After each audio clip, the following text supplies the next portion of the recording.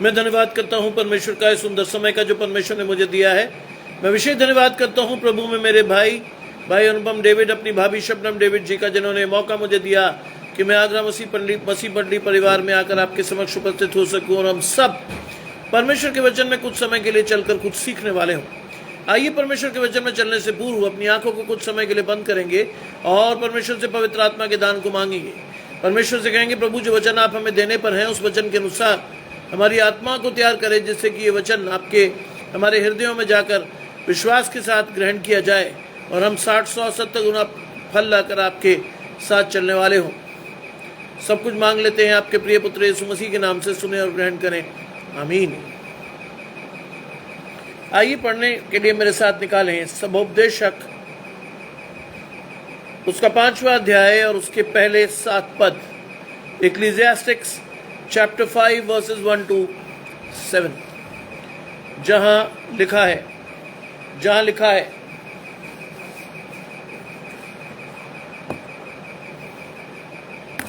जब तू परमेश्वर के भवन में जाए तब सावधानी से चलना, सुनने के लिए समीप जाना मूर्खों के बलिदान चढ़ाने से उत्तम है, क्योंकि वे नहीं जानते कि वो बुरा करते हैं।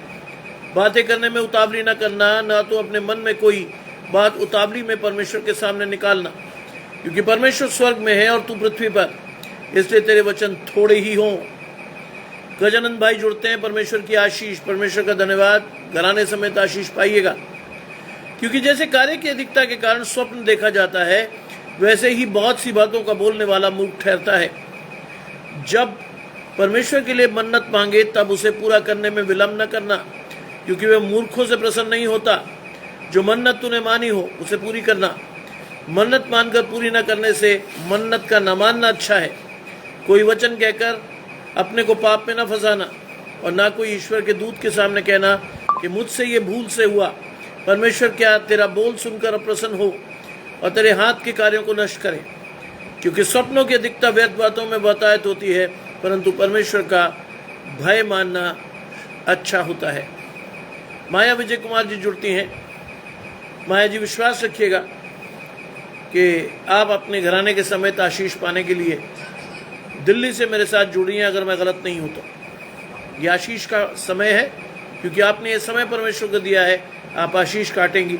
और आज का वचन वास्तव में मेरे लिए बहुत आशीषित है, क्योंकि जैसे ही सुबह मैंने फैमिली ऑफ क्राइस्ट मिनिस्ट्री में प्रचार खत्म किया, मेरे सुपुत्र ने आकर मुझे ये वचन दिया और कहा कि आज शाम का वचन परमेश्वर ने मुझे दिया है और ये वचन आप प्रचार करेंगे। ये मेरे लिए आशीष है। एजरा जी जुड़ती हैं, परमेश्वर का धन्यवाद, परमेश्वर आशीष पाएंगे, परमेश्वर की आशीष आप पाएंगे घराने समेत। एजरा जी, हम पढ़ रहे हैं सबोपदेशक, उसका 5वां अध्याय, उसके पहले 7 पद। इक्लेसियास्टिक्स चैप्टर 5 वर्सेस 1 to 7, जहां लिखा है, जब तू परमेश्वर के भवन में जाए तो सावधानी से चलना। ये चेतावनी है। आज इस चेतावनी को परमेश्वर ने मुझे क्यों दिया है, मैं भली भांति जानता हूं। जब तू परमेश्वर के भवन में जाए तो सावधानी से चलना। क्यों? आज हम वैसी मुंह उठाए परमेश्वर के भवन में चले आते हैं, बिना तैयारी के, बिना प्रार्थना के, बिना किसी और तैयारी के। आज सिर्फ हम जाते हैं, बुरा मत मानिएगा, हम में से कई लोग परमेश्वर के भवन में क्यों जाते हैं? शो ऑफ करने, अपने नए कपड़े दिखाने, चंद लोगों से मिलने, परमेश्वर से मिलने नहीं। आज आप परमेश्वर के भवन में क्लियरली डिफरेंशिएट कर सकते हैं कि आप कैसे गए हैं और अमुक व्यक्ति कैसा गया, क्योंकि आपकी आशीषें बता देंगी कि आप परमेश्वर के भवन में क्या करने गए हैं। किसी भी व्यक्ति को देखकर आप अंदाजा लगा सकते हैं, यदि आप परमेश्वर की पवित्र आत्मा में हैं तो आपको यह साफ पता चलेगा कि अमुक व्यक्ति वहां करने क्या गया। बहुत से लोग जैसी पादरी साहब प्रचार करना लगते हैं या सेटल डाउन हो जाते हैं, क्या करते हैं? धन्यवाद एजरा जी। बहुत से लोग, मैंने देखा, बहुत से लोग जब पादरी साहब प्रचार में, मेन प्रचार में उतरते हैं और जब सेटल हो जाते हैं लोग, तो धीरे से उनका मोबाइल निकलता है और धीरे धीरे वो उसमें चैटिंग शुरू करते हैं और दुर्भाग्य क्या होता है, कई बार बड़े लोग ये करते हैं और कई बार बड़े लोगों के पास बैठे बच्चे भी ये कर रहे होते हैं। उसी समय यदि आप एक अच्छे और परमेश्वर के साथ चलने वाले माँ बाप हैं, उसी समय अपने बच्चे से कहिए ये परमेश्वर का भवन है, यहाँ सावधानी से ही चलना चाहिए। अगर आप परमेश्वर के भवन में सावधानी से नहीं चल रहे तो क्या होगा? लिखा है, सुनने के लिए समीप जाना मूर्खों के बलिदान चढ़ाने से उत्तम है। आज परमेश्वर ने बहुत बड़ी बात सिखाई है आपको और मुझे, सुनने के लिए समीप जाना। आज मेरे और आपके कान लगे कहाँ हैं मुझे नहीं पता। आज मैं और आप परमेश्वर के वचन में कितने जुड़ते हैं, कितना सुनते हैं, नहीं जानते। परमेश्वर का वचन आपको क्लियरली बता रहा है, सुनने के लिए समीप जाना मूर्खों के बलिदान चढ़ाने से उत्तम है। आज अपने कान परमेश्वर की ओर लगाइए, जिससे कि परमेश्वर का वचन आपके कानों के थ्रू आपके मन में जाए और आपके मन में 60-100-70 गुना फल लाकर परमेश्वर की आशीष आप पर ठहरे। वरना आपकी और मेरी स्थिति वही होगी जैसे पूर्व काल में पाप करने के बाद लोग बलिदान चढ़ाते थे। लेकिन यहाँ पर समुपदेशक आपको बताता है कि आपको किस तरह से परमेश्वर के पास जाना है, सावधानी से, विश्वास के साथ, धन्यवाद करते हुए देखना है जाके परमेश्वर ने क्या आशीषें आपके और मेरे लिए रखी है। जब मैं स्टूडेंट था तो मैंने सोशियोलॉजी लिया हुआ था, समाजशास्त्र, और मेरे एक प्रोफेसर साहब ने एक दिन मुझे एक टास्क दिया। उन्होंने कहा एक बहुत ही इम्पोर्टेंट लेकिन रोचक टास्क देता हूं तुम्हें। जब तुम परमेश्वर के भवन में जाओ और जब चर्च छूटे तो एक कागज लेकर क्या करना, नोट करना, लोगों से पूछना कि साहब रेफरेंस क्या था जिस पर पादरी साहब बोले। मैंने सर इसमें क्या कहा? से कहते वो तो रिजल्ट बताएगा तुम्हें। मैं गया, मैंने पेन पेपर लिया, चर्च के बाद जैसे जैसे लोग निकलते गए मैं उनसे पूछता गया कि साहब रेफरेंसेस क्या थे। जिनका मन परमेश्वर के साथ नहीं था उनमें से अधिकांश लोगों ने कहा साहब वचन सुना हमें याद नहीं। कई लोगों ने कहा साहब वचन याद है, रेफरेंस याद नहीं। कई लोगों से मैंने पूछा वचन क्या था, वो भी पता नहीं। क्या करने गए थे वहां? क्या करने गए थे आप और मैं वहां? कोई चिन्ह या चमत्कार देखने? नहीं। आज परमेश्वर कहता है कि मूर्ख लोग क्या करते हैं? चिन्ह और चमत्कारों की बातें करते हैं, क्योंकि उनका मन परमेश्वर की ओर नहीं लगा। उन्हें ये भान नहीं है कि तुम परमेश्वर के मंदिरों में, तुम में रहूंगा, चलूंगा, फिरूंगा और निवास करूंगा। आज हमारी सावधानी हट गई है और इसीलिए हमारे जीवनों में घटती हैं दुर्घटनाएं। और जब घटती हैं दुर्घटनाएं तो मैं और आप क्या करते हैं? मैं और आप चिल्ला चिल्ला कर परमेश्वर की दुहाई देते हैं।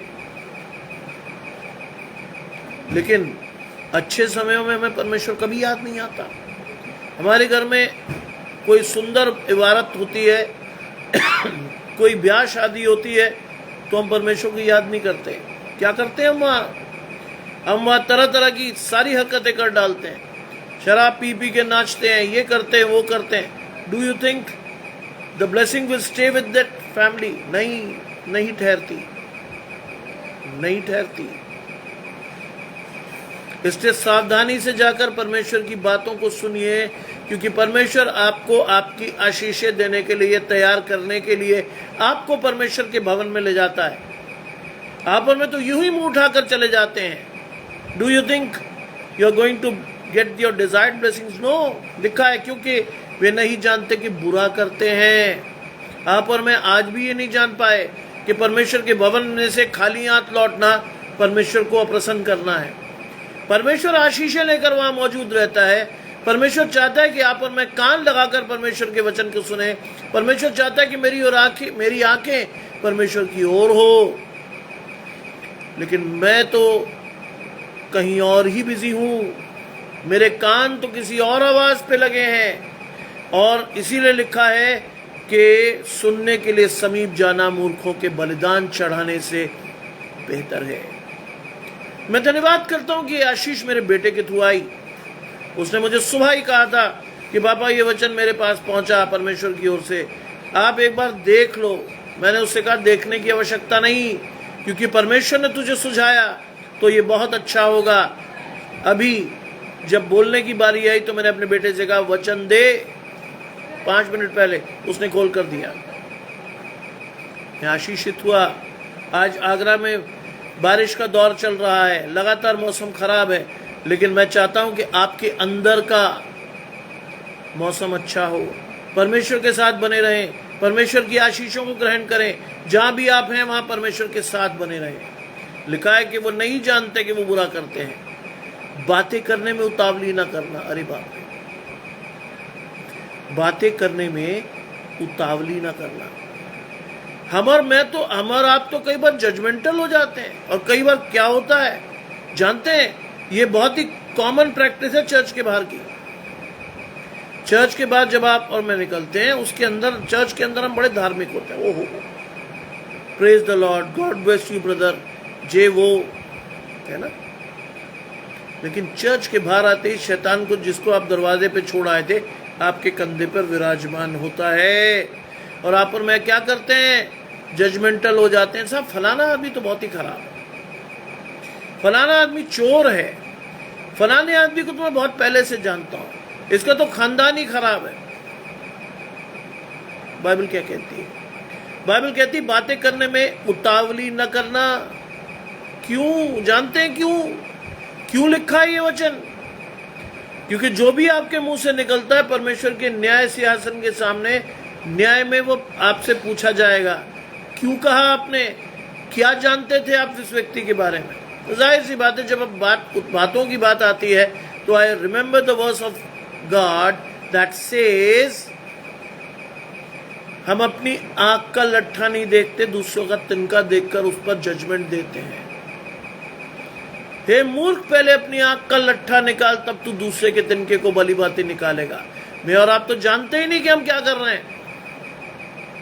यीशु मसीह को कहना पड़ा, हे पिता ने क्षमा कर, क्योंकि ये नहीं जानते कि ये क्या करते हैं। आज मेरी स्थिति आज भी वही है। 2000 साल पहले भी हम वैसे ही थे, आज भी हम वैसे ही हैं, और क्या जाने कि अनुग्रह के काल के बीतने के बाद भी हम वैसे ही हैं। और अगर अनुग्रह का काल दुर्भाग्य से बीत गया तो क्या होगा जानते हैं? परमेश्वर के बाएं खड़ा होना पड़ेगा, अनंत आग में जाने की तैयारी होगी। फिर बहुत लोग कहेंगे, प्रभु मैंने तेरे लिए ये किया, मैं तेरे लिए वो करता रहा, मैंने तुझे ये करा, मैं तेरे लिए प्रचार करता रहा। लेकिन परमेश्वर कहेगा मैं तुम्हें जानता नहीं, क्योंकि क्या किया आपने? अपने कामों पर अपने हाथ से मिट्टी डाली। आपने खुद उतावली में ऐसी बातें कही जो परमेश्वर को प्रसन्न नहीं आई। एक ही मुंह से आशीर्वाद और श्राप दोनों नहीं निकल सकते। ध्यान रखिएगा इस बात को, एक ही मुंह से नहीं निकल सकते। क्या लिखा है? ना अपने मन में कोई बात उतावली में परमेश्वर के सामने निकालना। ये ध्यान रखिएगा, मन में उतावली में परमेश्वर के सामने ये मत कहना कि ये हो गया, ये कर दिया, ऐसा है वैसा है। नहीं, बहुत सोच समझ के परमेश्वर के सामने बोलिए। बहुत सोच समझ के परमेश्वर के जनों के विषय में बात कीजिए।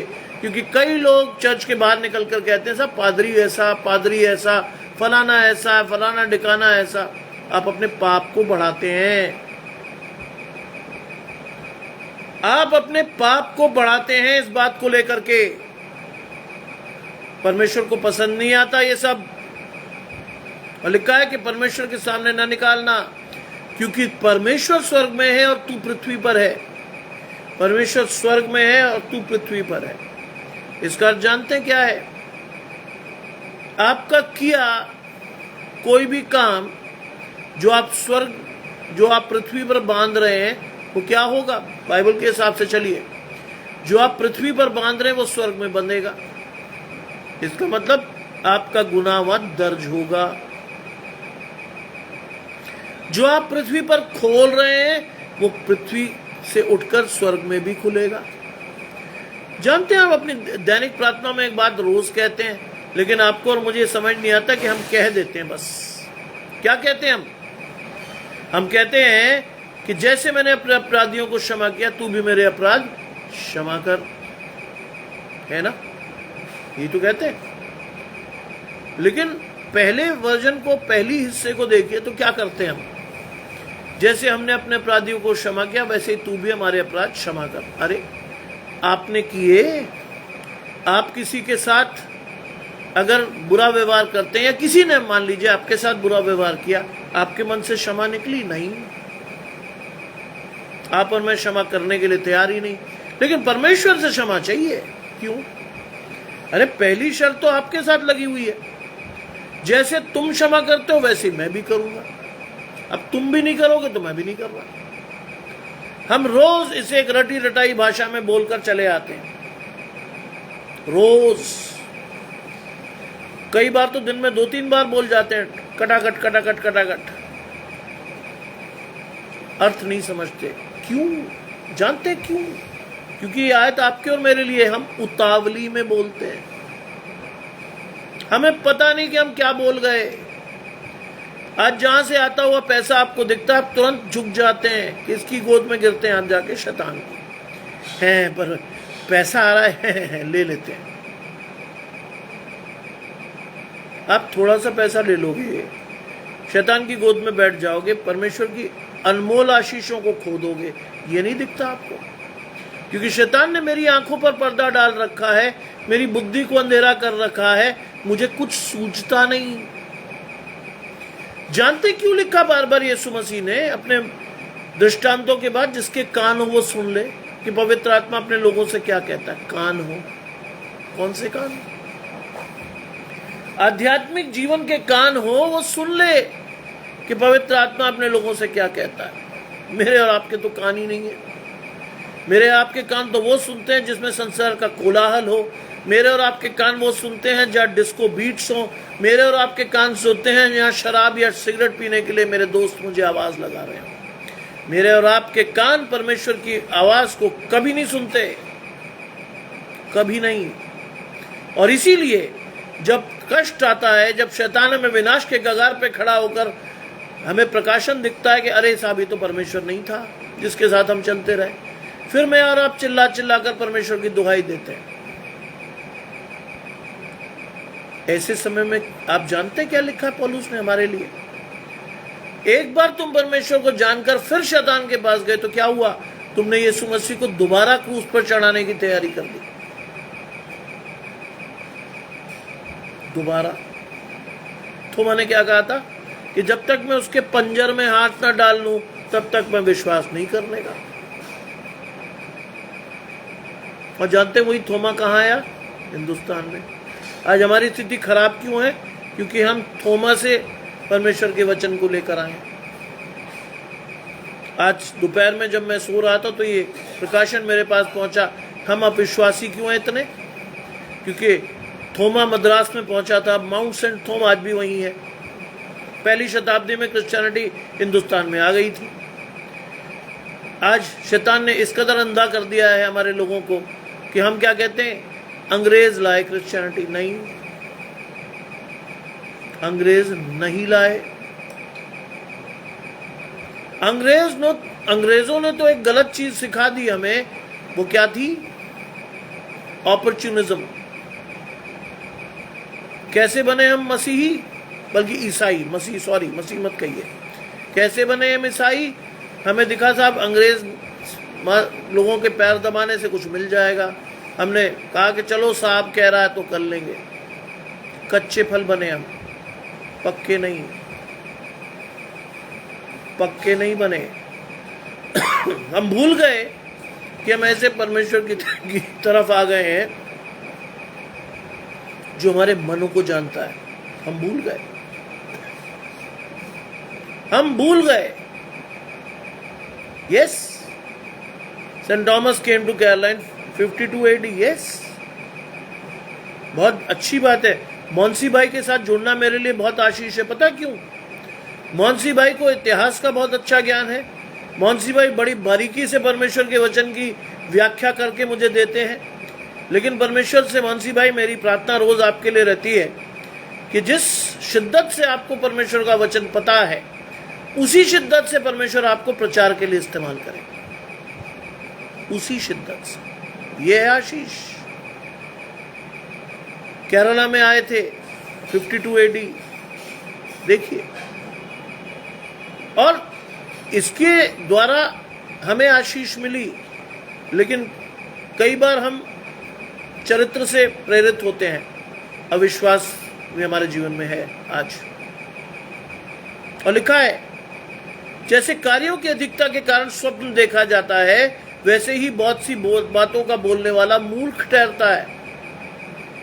जब फटीग्ड होते हैं, बहुत काम मिलता है, तो क्या होता है, हम क्या देखते हैं, अपने सबकॉन्शियस माइंड से चीजें देखने लगते हैं। स्वप्न कहते हैं उसे, ड्रीम। बाइबल में भी ड्रीम की या स्वप्न की व्याख्या है। नए नियम में स्वप्न आया किसको? यूसुफ को। क्या आया? कि उठकर यहां से भाग जा, चला जा। कई बार परमेश्वर हमसे बातें करता है स्वप्न में, लेकिन हमारा मन परमेश्वर से जुड़ा हो तब। लेकिन हमारा मन ही कहीं लगा हुआ है, संपूर्ण मन से हम परमेश्वर के पास है ही नहीं, तो क्या होता है? मैं और आप किससे प्रचार करते हैं? इससे, गले से, मन से नहीं। मैं रोज परमेश्वर की आशीष पाता हूं, डेली, सुबह शाम। मैं परमेश्वर से कहकर प्रचार शुरू करता हूं, प्रभु ये प्रकाशन आपको देना है, मुझे नहीं। मैं अपने गले से प्रचार कर रहा हूं, लेकिन मन आपकी तो ओर नहीं लगा, तो अगला सेंटेंस मेरे मुंह से आएगा नहीं। लिखा है वैसे ही बहुत सी बातों का बोलने वाला क्या ठहरता है? मूर्ख। मूर्ख ठहरते हैं हम कई बार, क्योंकि बिना जाने हम कुछ भी बोल देते हैं। आज इसीलिए कहा गया है कि उस सहायक को लेकर परमेश्वर के वचन में उतरिए, जो आपको प्रकाशन देगा कि वास्तव में आपकी आशीषें कहां हैं और किस तरह से आप और मैं परमेश्वर के साथ अपने आप को देख सकते हैं। जानिए आज परमेश्वर की आशीषों को अपने जीवन में, क्योंकि दिन बुरे हैं। बाइबल बार बार आपको लिखा गया है कि अवसर को बहुमूल्य जानो, दिन बुरे हैं। मेरा और आपका जीवन ऐसे ही जिए जा रहे हैं बिना परमेश्वर के, लेकिन क्या आशीषें मिलेंगी? नहीं। संसारिक आशीषें मिल जाएंगी, लेकिन वो भी थोड़े समय के लिए। उनकी कोई गारंटी वारंटी नहीं होती, कब आई कब चली गई पता नहीं। परमेश्वर की आशीषें स्थायी रहती हैं, क्योंकि परमेश्वर का हाथ अगर आपके साथ बना हुआ है तो वो आपकी आशीषों को ठहराता है आपके ऊपर। लिखा है जब तू परमेश्वर से मन्नत मांगे तो उसे पूरा करने में विलंब न करना। आज मैं और आप मन्नत मांग लेते हैं, कई बार परमेश्वर के सामने कह देते हैं ये करूंगा परमेश्वर, लेकिन जब चीजें पूरी हो जाती हैं या जब आशीषें मिल जाती हैं, तब मैं और आप भूल जाते हैं परमेश्वर को। अरे मन्नत तो सबसे बड़ी परमेश्वर ने आपके साथ बांधी है, आपने परमेश्वर के साथ बांधी है। संपूर्ण मन से परमेश्वर की ओर जुड़ना, इससे बड़ी मन्नत नहीं है कोई। जहां मन्नत की बात आती है, मसीह लोग इधर उधर देखने लगते हैं, भागने की तैयारी करते हैं।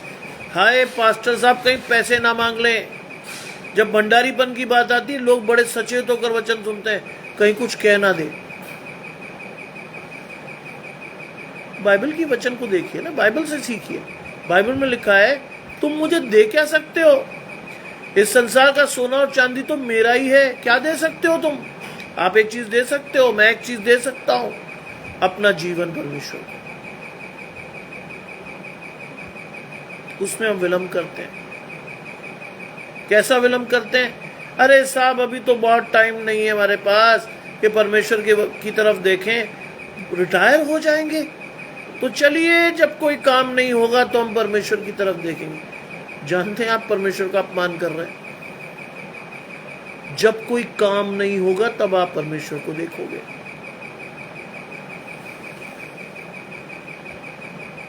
अगर ऐसा होता तो सबोपदेशक में क्यों लिखा होता अपने जवानी के दिनों में अपने सृजनहार को याद रख?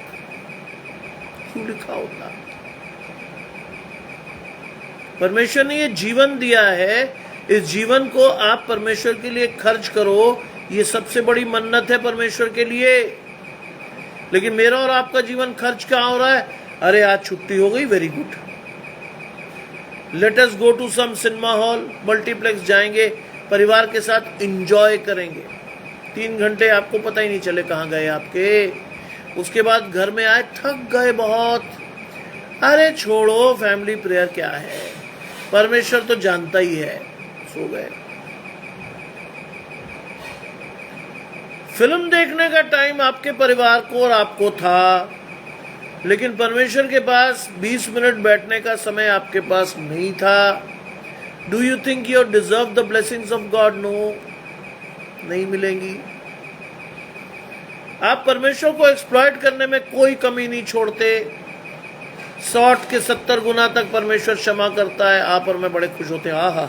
इसका मतलब करते रहो पाप, करो क्षमा मांगो, करो क्षमा मांगो। बाइबल में लिखा है नहीं, फिर मत करना, फिर मत करना। यह है आशीष, इसके लिए ठहराए गए हैं आप और मैं कि एक बार परमेश्वर के पास जाकर अगर हम फिर फिरते हैं तो परमेश्वर के श्राप आते हैं। लूत की पत्नी ने मुड़कर देखा था, क्या बनी? नमक का खंबा। ऐसी ही श्राप मिलते हैं आपको और मुझे, ऐसे ही मिलते हैं परिवार में श्राप। फिर आप और मैं क्या कहते हैं? अरे परमेश्वर, मैंने क्या गलत किया था? क्या जानता है परमेश्वर? जानते हैं, लिखा है कि परमेश्वर स्वर्ग में है और तू पृथ्वी पर है, इसलिए तेरे वचन थोड़े हो। कई बार क्या करते हैं हम? कई बार क्या करते हैं हम?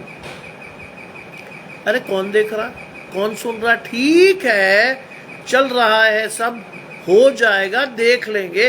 परमेश्वर भी कोई भागे थोड़ी जा रहा है। ये मैं नहीं कह रहा, ये मसीह परिवारों में बोले जाने वाले वाक्यांश हैं। मैं नहीं कह रहा ये बात आपको, ये मसीह परिवारों में बोले जाने वाले वाक्यांश हैं। परमेश्वर कोई भागे नहीं जा रहा।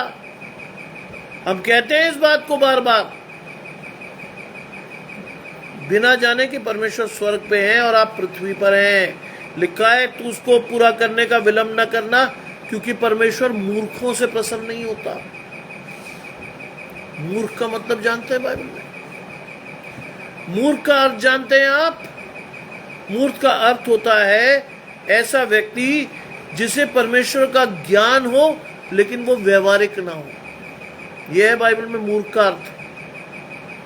आपको पता हो कि परमेश्वर क्या करेगा, आप जानते हैं कि परमेश्वर के वचन में क्या लिखा है, लेकिन उसके बाद भी आप प्रैक्टिकल नहीं है। Do you think God will be happy with you? No. परमेश्वर मूर्खों से प्रसन्न नहीं होता। अगर प्रकाशन है, अगर परमेश्वर ने यह आशीष आपको दी है, तो ये मान लीजिएगा कि ये आशीष आपके जीवन में तब ठहरेगी जब आप विश्वास के साथ उस आशीष को अपने जीवन में उतारोगे। विश्वास बिना कर्म के मरा हुआ है। ध्यान रखिएगा इस बात को, विश्वास बिना कर्म के मरा हुआ है। जब तक आप विश्वास से अंगीकार न करके परमेश्वर के पास न जाओ, परमेश्वर की आशीषों को न लो, केवल सुनने नहीं चलने वाले भी बनो, तब आप आशीष पाओगे। अंग्रेज भाई जुड़ते हैं परमेश्वर की आशीष आपके और आपके घराने पर।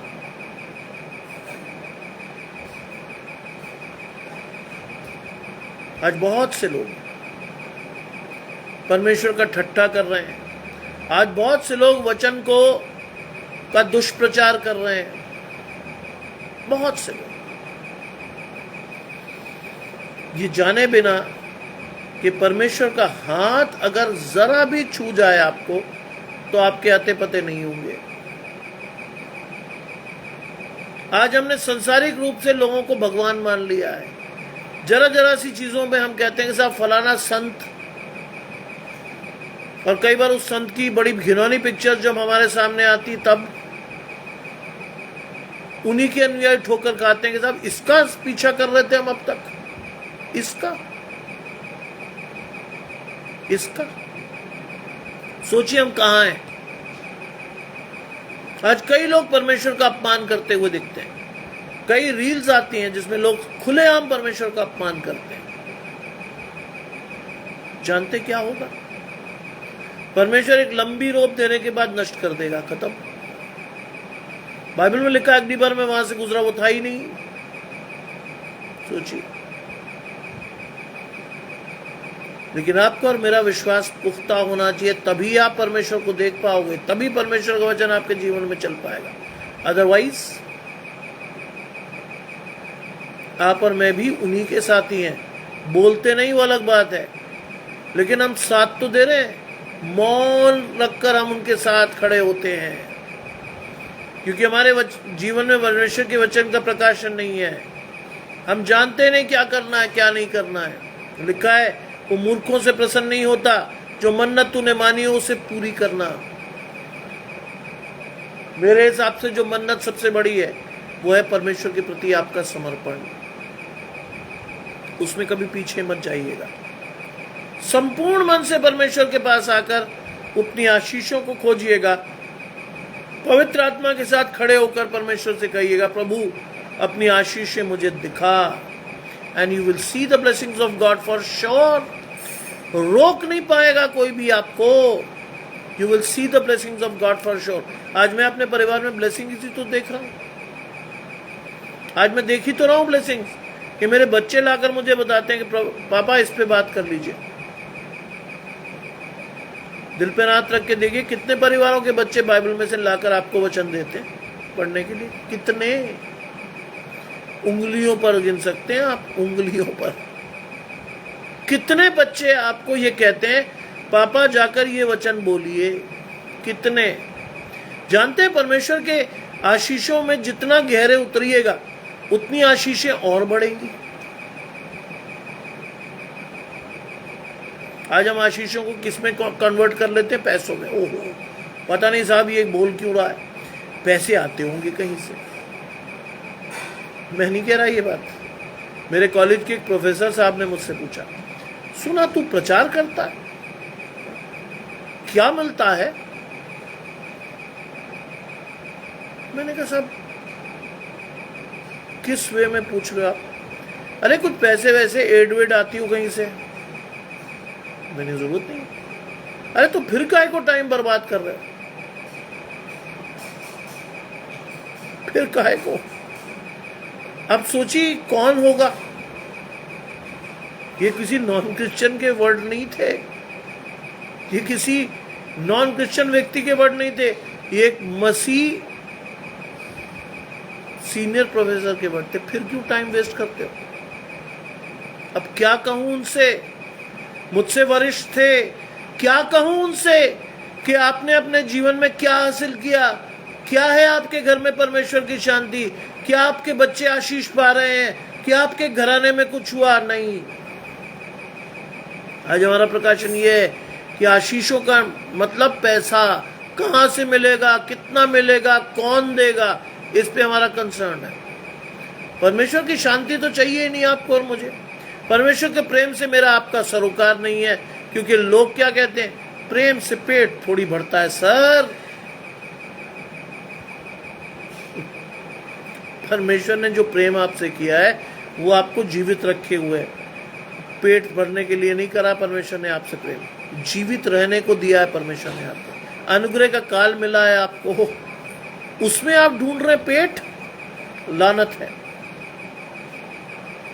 अच्छा ये चीज मुझे रोज इनकाउंटर में मिलती है, रोज पूछते लोग, ओहो सर आपको सुना आप आजकल प्रचार बहुत कर रहे हो। मैंने कहा हाँ जी। फिर मुझे मालूम है एक दो तीन बातों के बाद तीसरा चौथा प्रश्न यही आता है, प्रचार मत। अरे सर तो इसका मतलब एड आ रही होगी कहीं से। मैंने कहा बस यही सोच है तुम्हारी, इससे आगे तो ना सोच पाए तुम। आज शैतान ने हमारी बुद्धियों को अंधेरा कर दिया है। आज हमें नहीं पता कि हम क्या कर रहे हैं। आज यीशु मसीह को ये कहना पड़ा कि हे पिता इन्हें क्षमा कर, क्योंकि ये नहीं जानते कि ये क्या कर रहे हैं। इसीलिए कहना पड़ा। हमने श्राप लिया, इस्राएलियों ने श्राप लिया कि इसका खून का पलटा हमारे और हमारी औलादों पर पड़े। लिया उन्होंने, आज तक दुखी बेचारे, क्योंकि आपने खुद मांगा। लिखा है कोई वचन कहकर अपने को पाप में ना फंसाना, ना ईश्वर के दूत के सामने ये कहना ये भूल से हो, ये इंपॉर्टेंट बात है। कोई वचन कहकर अपने आप को पाप में ना फंसाना। मैं और आप तो उतावली में पता नहीं क्या क्या भूल जाते हैं। बाइबल में लिखा शपथ मत खाना। आजकल कई लोगों का तकिया कलाम में सुनना, बहुत शिद्दत से बोलते बाय गॉड। अरे कौन है परमेश्वर आपका? दोस्त या नौकर? कैसे बोलते हो आप बाय गॉड? बाइबल में लिखा शपथ तो खानी ही नहीं है, न स्वर्ग की, न पृथ्वी की, न किसी की, न किसी की। आज मेरा और आपको शैतान ने कहा बोलता जा। कई बार हम परमेश्वर का नाम इतना ले लेते हैं बेफायदा कि हमें आशीष की जगह श्राप मिलने लग जाते हैं। बिना जाने बोलते रहते हैं। लिखा है कोई वचन कहकर अपने आप को पाप में मत फंसाना। बहुत सावधानी से बोलना, बहुत सावधानी से। कई बार लोग कहते हैं सर आप जो कह रहे हो सही है। मैंने कहा देखो भैया, एक ही बात सुन लो अच्छी, हाँ ना। अब ये मत कहना कि साहब इस पे शपथ खा लो, या ये कह दो या वो खा दो।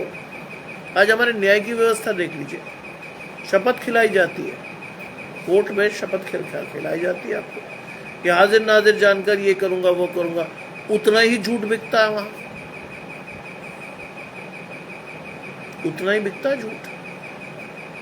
कैसे टर्न कर देते हैं वकील झूठी गवाहियों पर केस, आप जानते हो। छुपा हुआ नहीं है ये तथ्य। लिखा है कोई वचन कहकर अपने आप को पाप में ना फंसाना। केयरफुल रहोगे, परमेश्वर की आत्मा के साथ रहोगे, अपने मुंह की चौकसी करोगे तो अपने जीभ से पाप भी नहीं करोगे। क्योंकि याकूब की पत्री में लिखा जीभ वो अंग है जो जंगल में आग लगा सकती है, भाई को भाई से लड़ा सकती है, रिश्तों को खराब कर सकती है, बहुत कुछ हो सकता है। इसलिए विश्वास रखिएगा कि कोई बात आपके मुंह से अन्यथा न निकले कभी।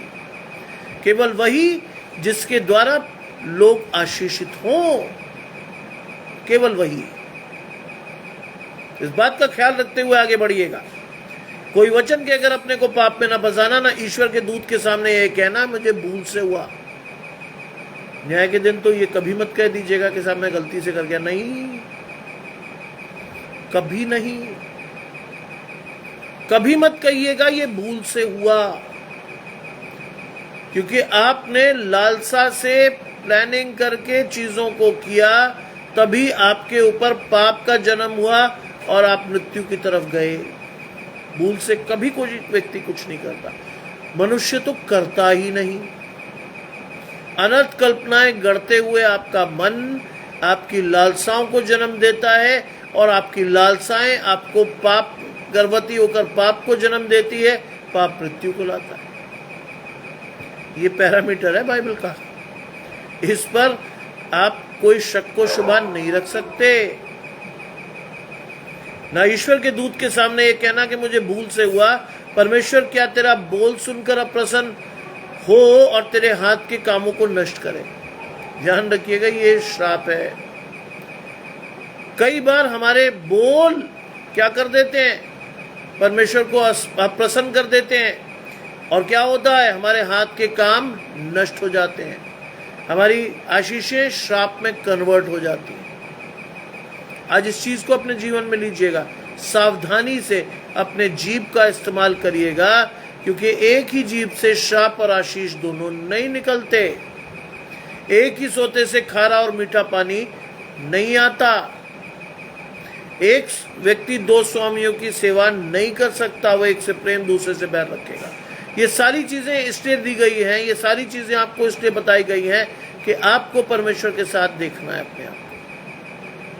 अनंत जीवन की वो आशीष परमेश्वर ने जो ठहराई है, उसे आपको और मुझे हासिल करके परमेश्वर के साथ देखना है। इसलिए अंतिम आयत कहती है, क्योंकि सपनों की अधिकता से व्यर्थ बातों की बहुतायत होती है। कई बार हम सपनों में क्या देखते हैं, सपने में कई बार हम कौन से देखते हैं, जो हमारी लालसा होती है। कई बार हमारे सबकॉन्शियस माइंड में हमारी लालसा रजिस्टर्ड हो जाती है और हम कई बार ऐसे सपने देखते हैं जो परमेश्वर को पसंद नहीं होते।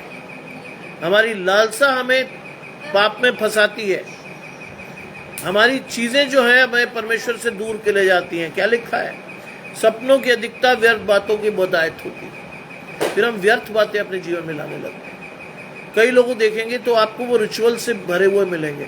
साहब संडे को मैं ये नहीं करता, सैटरडे को मुझसे ये नहीं होता, ये दिन बड़ा खराब है, बिल्ली रास्ता काट जाएगी, ये होगा वो होगा, और साहब थर्सडे बड़ा खाली वार होता है। ये सब चीजें क्या है, शैतान की दी हुई आशीषें आपको, जिसमें आप फंसे हुए हैं।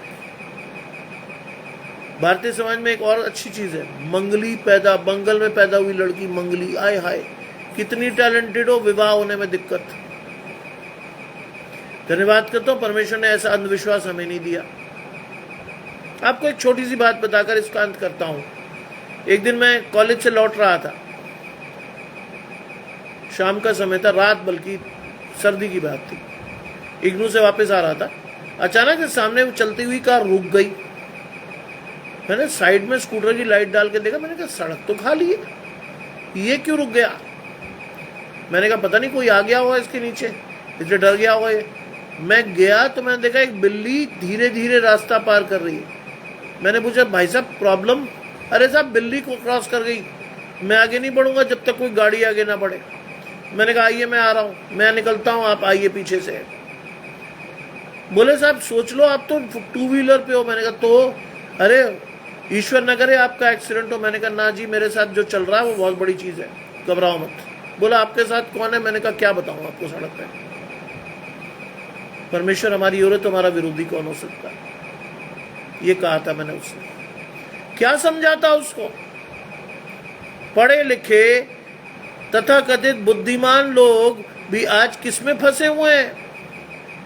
ऐसी चीजों में जो आपको परमेश्वर के प्रेम से अलग करती है। सब मैं तो संडे को वो नहीं करता, फलाना नहीं करता। हाँ, संडे के दिन में आप परमेश्वर के भवन में जाइए, उसके बाद कुछ करिए। ये प्रकाशन परमेश्वर ने बहुत दिनों में मुझे सिखाया। जब मुझे लगातार नुकसान होने लगा, जब लगातार मेरा बड़ा बेटा बीमार रहने लगा, तब परमेश्वर ने बताया कि तू मुझे छोड़कर क्या कर रहा है, शैतान के पास जा रहा है। पहले मुझे दे समय, then you will get the blessings of God. आज तक संडे में कुछ भी हो, I don't even recognise the thing, क्योंकि संडे में पहला समय परमेश्वर का है। और जब परमेश्वर आपके साथ है उसके बाद कुछ भी होता रहे। परमेश्वर के हाथ में देकर मैं निश्चित हो जाता हूं कि परमेश्वर में आ गया। आप मेरी बात को सुन रहे हो, बहुत अच्छी बात, आप मुझे संभालोगे, बहुत अच्छी बात। लिखा है परंतु परमेश्वर का भय मानना, परमेश्वर का भय मानना बुद्धि का मूल है। कब सीखेंगे आप और मैं इस बात को? परमेश्वर का भय मानना बुद्धि का मूल है। कहां गई आपकी और मेरी बुद्धि? हमारी बुद्धि शारीरिक है। हम आज भी क्या सिखाते हैं बच्चों को? अरे बेटा कोई बात नहीं, तैयार नहीं हुआ, इधर उधर से देखकर लिख लेना, पास होना जरूरी है। मुझे आज भी याद है कि 3rd क्लास में मेरा बड़ा बेटा साइमन मेरे पास आया और उसने मुझसे बड़े भोलेपन से पूछा कि पापा आसपास के बच्चे इधर उधर से देखकर लिख लेते हैं जब टीचर इधर उधर हो जाता है, मैं भी कर लूं। यही समय था मेरे लिए कि मैं उसको सुधार सकूं, मैं उसको बता सकूं कि ये रास्ता सही नहीं है। मैंने कहा नहीं बेटा, आप अपने तैयारी से जो भी जानते हो वही लिखो। जानते हो, वो आज तक भी ऐसा करता है। एमए के एग्जामिनेशन में भी वो आज अपने पेपर को उठाता है, पेपर को उठाकर उल्टा करता है, उस पर प्रार्थना करता है, तब वो शुरू करता है। बच्चे को शिक्षा उसी मार्ग की दे जिस पर उसे चलना चाहिए, और वो बुढ़ापे तक भी उससे नहीं हटेगा। यह है वो आशीष जो मैंने बेटे को दी और आज तक उसे लेकर चल रहा है। और मेरा विश्वास है कि बुढ़ापे तक भी वो उस आशीष से बाहर नहीं जाएगा। सीधे हैं परमेश्वर के वचन, सरल है परमेश्वर के वचन, मानने में कोई बड़ी परेशानी नहीं है। लेकिन मैं और आप क्या करते हैं? मैं और आप उसे कॉम्प्लिकेट कर देते हैं, मैं और आप उसे इस तरह बढ़ा देते हैं कि हमारा बच्चा कंफ्यूज ही रहे कि करना क्या भाई। कभी नहीं। परमेश्वर का भय मानना सिखाइए अपने बच्चों को। सुरक्षित रहेंगे, मैं विश्वास से कह रहा हूं ये बात, सुरक्षित रहेंगे आपके बच्चे, आपके पास रहेंगे, आपके आज्ञाकारी रहेंगे, आपको जीवन में आशीष मिलती रहेगी। किससे? आपके बच्चों से, किसी और से नहीं। आज मैं और आप आशीषें कहां ढूंढते? बाहर नहीं। आशीष बाहर मत ढूंढिए, अपने बच्चों में ढूंढिए, क्योंकि वो यहोवा के दिए हुए भाग हैं, इसलिए ढूंढिए। एक्सीडेंटली नहीं मिले आपको, वो परमेश्वर ने अपने भाग के रूप में आपको दिए हैं। परमेश्वर ने जिम्मेदारी दी है आपको कि आप उन बच्चों को सही रास्ते पर लेकर चलें। इसलिए यहोवा का भय मानना बुद्धि का मूल इसलिए है कि आप और आपके बच्चे, मैं और मेरे बच्चे विश्वास के साथ आगे बढ़ें। मोहनसी भाई, ये बहुत बड़ी आशीष है। मेरे परिवार में ये लगी थी, the family who stage together praise together. Yes, अगर आप चाहते हैं कि आपके परिवार में एकता रहे, आपके बच्चे आपकी सुने, आपकी आशीषें परमेश्वर के साथ जुड़ी रहें, अपने बच्चों के ऊपर ध्यान दीजिएगा। विश्वास रखिएगा, जिस दिन आपके बच्चे चर्च में सावधानी से वचन सुनेंगे, जिस दिन आपके बच्चे के हाथ में मोबाइल ना होकर बाइबल होगी, उस दिन आप जान लीजिएगा कि परमेश्वर की आशीषें निकट हैं, वरन द्वारी पर हैं। इस चीज को जान लीजिएगा आप और मैं। जब तक आप और मैं इस चीज को नहीं सीख रहे, तब तक आशीषें आपके और मेरे से दूर हैं। कोई व्यक्ति ऐसा नहीं कहता, लेकिन मैं बड़े स्पष्टता से कहता हूं, desired blessings will not be yours for sure. परमेश्वर की वांछित आशीषें आप तक नहीं पहुंचेंगी। विश्वास के साथ परमेश्वर के साथ बढ़िए और देखिए परमेश्वर आपको क्या देना चाहता है। विश्वास, दो ही तो चीजें बाइबल में, विश्वास और प्रेम। अगर मैं और आप विश्वास और प्रेम में बने रहे तो परमेश्वर की आशीषों में भी बने रहेंगे। कल सुबह 8:30 बजे फिर आपसे भेंट हो रही है। हम एक नए वचन के साथ उतरेंगे परमेश्वर के पास, परमेश्वर के पास, और विश्वास के साथ कि हम में से जो भी परमेश्वर के वचन को सुनने आएगा, परमेश्वर की आशीषों को साथ लाएगा। देखिए, एक बात ध्यान रखिएगा, मैं और आप कोई नहीं होते, लेकिन परमेश्वर का प्रकाशन बहुत कुछ होता है। जैसे मोहनसी भाई या आप में से कोई भी परमेश्वर की आयतें टाइप करता है, तो ये मेरे लिए आशीष होती है, सुनने वालों के लिए आशीष होती है। आपका प्रकाशन जब आप लोगों के साथ बांटते हो, तो विश्वास के साथ आपकी बढ़ती होती है, सुनने वाले की बढ़ती होती है, हम सबका विश्वास बढ़ता है। आइए प्रार्थना करें। तमाम आशीषों को देने वाले परमेश्वर यीशु मसीह में हमारे बाप और खुदा, हम धन्यवाद करते हैं इस सुंदर अवसर के लिए जो कि आपने दिया। मांगते हैं परमेश्वर, आज रात की तमाम आशीषों को आप हमारे ऊपर उंडेल दें। जब हम अपने परिवार के साथ बैठते हैं, प्रार्थना में बैठते हैं, तो अपनी आशीषों को बांट सकें। समय लेकर हम परमेश्वर के वचन में जाएं और अपने परिवार में अपने बच्चों को सिखाने वाले हों कि परमेश्वर के साथ कैसे बढ़ा जाता है, परमेश्वर की आशीषें कैसे ली जाती हैं, और उन आशीषों को लेकर हम परमेश्वर के साथ हमेशा जुड़े रहने वाले हों। क्योंकि जो डाली परमेश्वर में फलती है, परमेश्वर उसे छांटता है ताकि वो और फले। इस आशीष को लेकर आप और मैं आज यहाँ से विदा हो रहे हैं। विश्वास रखते हैं कि आप और मैं परमेश्वर के साथ यूं ही बने रहेंगे। परमेश्वर की आशीषें आप सब पर हों। आमीन। आप सबको मेरे और मेरे परिवार की ओर से जय मसीह।